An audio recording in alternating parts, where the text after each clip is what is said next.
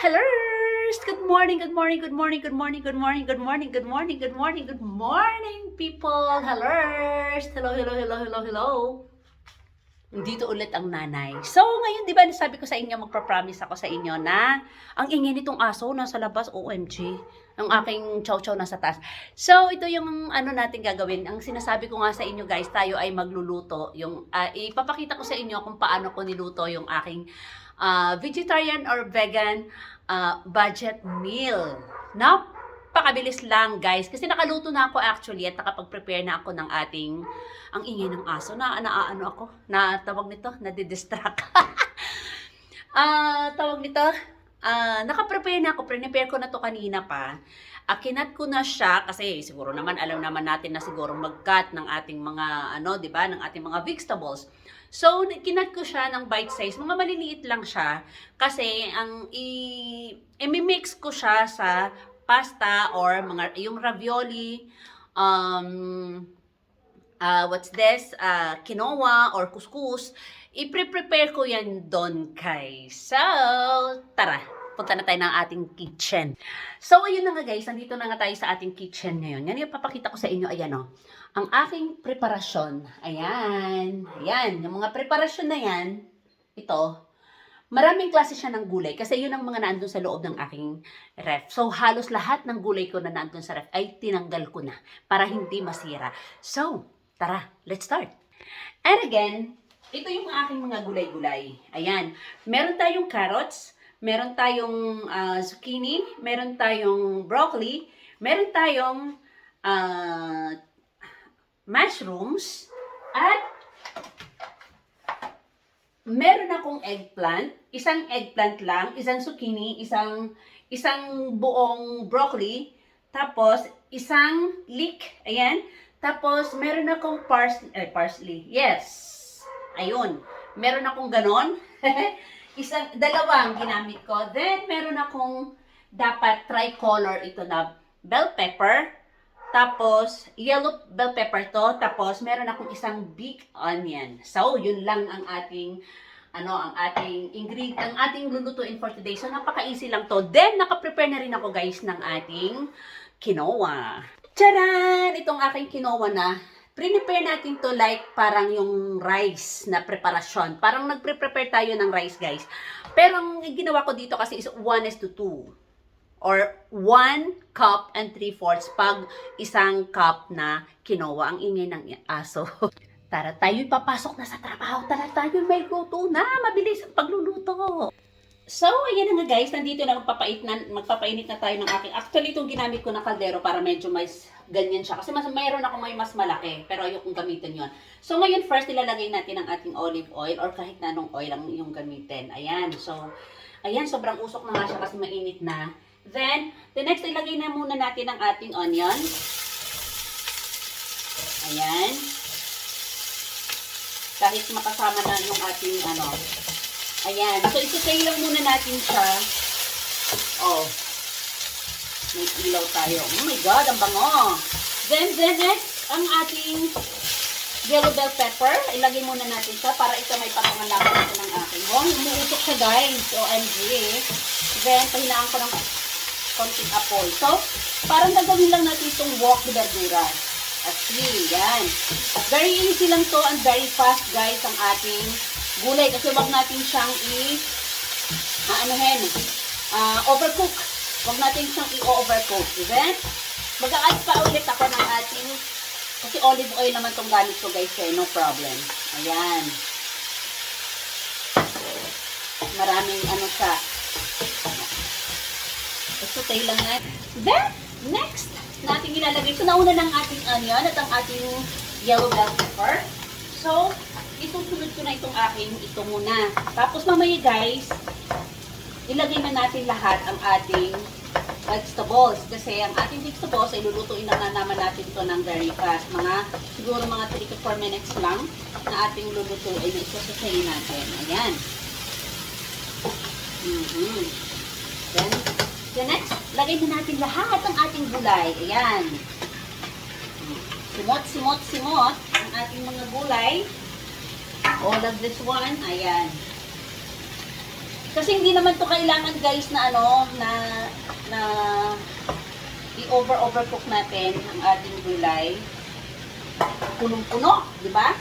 So, mix natin bago tayo maglagay ng ating salt and pepper. Salt and pepper, then paprika. Then paprika is, ano lang to, tawag nito, gumagalaw tong aking oya. Ayan. So, dapat ang ating, bababa pa kasi ito mamaya guys eh, bababa pa siya, dahil, ay, tingnan mo, may tumalon. Then, for the meantime guys, lalagyan na natin siya ng ating salt. Konting salt lang ang ating ilalagay. Ayan, konti lang. Then, maglagay na tayo ng ating black pepper. Ayan. Then, ang ating paprika guys, maglagay ako ng 1 teaspoon. Sarap. Ayan. So, that's it. Then, mix. Mix na natin siya. Mahilig po ako maglagay ng paprika guys pag mga vegetables. Ang ano pa ganito. Mapimienta din ako maglagay. Pero, mamenos ako ng salt. Ayan. So, gaganyan-ganyan lang natin siya guys hanggang okay na siya. Kasi actually naman mga vegetables kahit nga sila nakakain, diba? Ayan. So, hindi natin siya masyadong i-overcook. Then, maglalagay na tayo mamaya sa mga toppers na ilalagay. Kasi baon din ito ng aking anak. Tapos, ang the rest nito, nilalagay ko sa ano guys, sa yan lang ang ating preparation for today. So, I think guys, it's done. Look. Ayan. Okay na itong ating vegetable. So, only like this guys. Ayan. Ayan na. Done. So, pwede natin siyang i-mix na sa ating quinoa. So, that's it. Thank you for watching. Bye-bye. So, that's it. That's it. Ayan. Then, lagay ko na siya dito sa ating topper. Dito sa ating ano. Then, ikikip natin to guys like this. Yung iba naman ito ating i-mix dito sa ating quinoa. Ayan. So, quinoa is life. Quinoa is life. Ayan. Ayan. Gaganyan lang natin siya dyan. Quinoa. So, meron na siyang pang first. May meal na sila. Itong aking bunso din, itong papakain ko ngayon, lunch. Ayan. So, imimix mo lang siya dyan, guys. Para siyang, kumbaga, parang pasta. Igaganyan mo lang siya. Mix mo lang. Then, itatopper ko na siya yung iba. Para naman sa aking pangalawa, baon-baon niya sa kanyang, papunta sa kanyang trabaho. Ayan. Then, ito, ganito rin naman ang mga nabibili sa guys, yung mga ready to eat na. Ganyan. So, bakit pa siya bibili kung kaya ko namang gawin? Although, sabi ko nga laging busy ang inyong inay. So, gagawan ako talaga ng time para, ayan. So, that's it guys. Ganyan lang siya. I-mix mo siya. Then, you can add more vegetables if you want. You can add more vegetables. Para kakain naman sila ay puro vegetables din. Ayan. So, marami na to guys. Ito pagkain na namin. Pagkain na namin to, yung aking mga kiddos or yung aking asawa, ewan ko kung gusto niyang kumain nito dahil alam mo naman yon, puro sikanin yon. Ayan, then itatapper ko na siya. Ayan, so itatapper ko na siya. Isang meal na ito ng aking anak. Then, ano na siya, mag-ano na lang ako ng, kung gusto niya ng may second plate pa siya or not. Kasi ang niya dito ay gulay lang naman. Gustong gusto niya to guys. Tapos kuskus. Ayan.